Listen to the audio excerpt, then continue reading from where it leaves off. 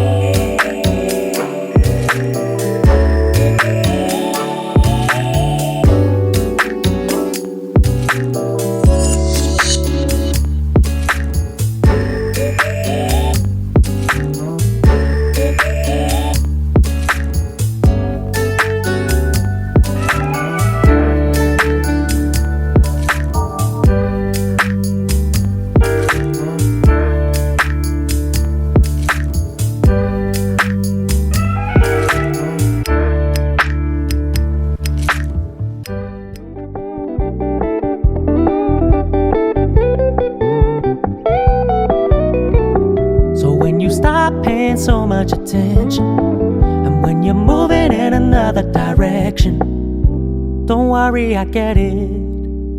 I meant what I said when I said it, lady. I never wanna look at a house in the garden. I never wanna lock you down. I know you're not mine, it's just my turn, but we can still have fun for now. No, I never wanna play happy families with you, but I like having you around.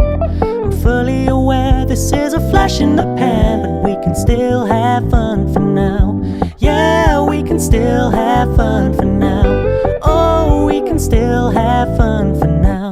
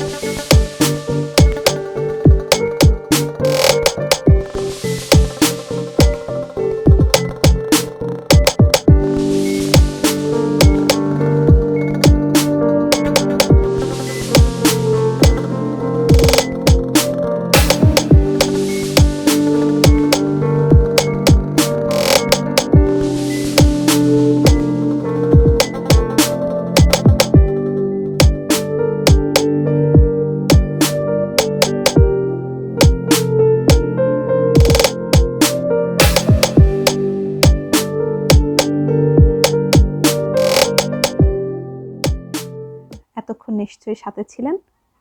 রান্নাটাও প্রায় শেষ পর্যায়ে। এখন গোসল শেষ করে জোহরের নামাজ আদায় করে খাবার পালা।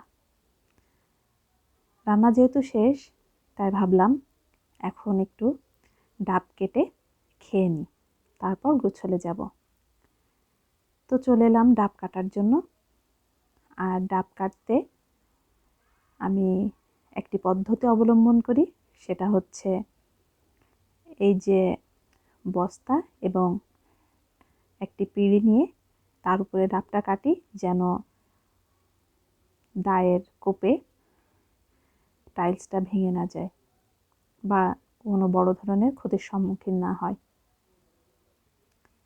এভাবেই সবসময় নারকেল বা ডাব কাটা হয়ে থাকে। তারই একটি অংশ আপনাদের সাথে শেয়ার করার জন্যই চলে এলাম। ডাবগুলো থেকে পানিগুলো বের করে নিচ্ছিলাম। অনেকেই এই ডাবের যে ভিতরের শাঁসটা থাকে সেটা হয়তো পছন্দ করেন না, কিন্তু আমার কাছে ডাবের পানি খাওয়ার পর ডাবের যে শাঁসটা থাকে সেটা খুবই মজার লাগে। আর সেটা আমি ডাব কাটার শেষে সুন্দরভাবে তুলে একটি বাটিতে রেখে দিই, কারণ খেজুরের গুড় বা চিনি দিয়ে ওটা যদি একটু খান দেখবেন খুবই মজার। আমার ব্যক্তিগতভাবে অনেক ভালো লাগে, এজন্য আমি ওটা ওভাবেই খাই। তাই বাটিতে তুলে রাখলাম পরবর্তীতে খাওয়ার জন্য। তো দুপুরের পর্ব শেষ। বিকালে কি করলাম, বিকালের নাস্তায় আজ ছিল সমোচা আর সিঙ্গাড়া। বাইরে থেকে যেহেতু নিয়ে আসা হয়েছে আজকে, তাই সাথে শসা ছিল। শসাতে ঝাল লবণ কিছুই ছিল না। বাসায় আমি যেভাবে খাই ঝটপট করে সেটার একটু অংশ দেখিয়ে দিলাম।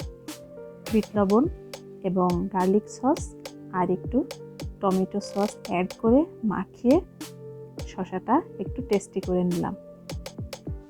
এটা খেতে দারুণ লাগে, আপনারাও খেতে পারেন পছন্দ হলে। তো আজকের ভিডিও এই পর্যন্তই। আশা করি আজকের ভিডিওটি আপনাদের ভালো লেগেছে। তাহলে এভাবে আমার সাথে থাকবেন।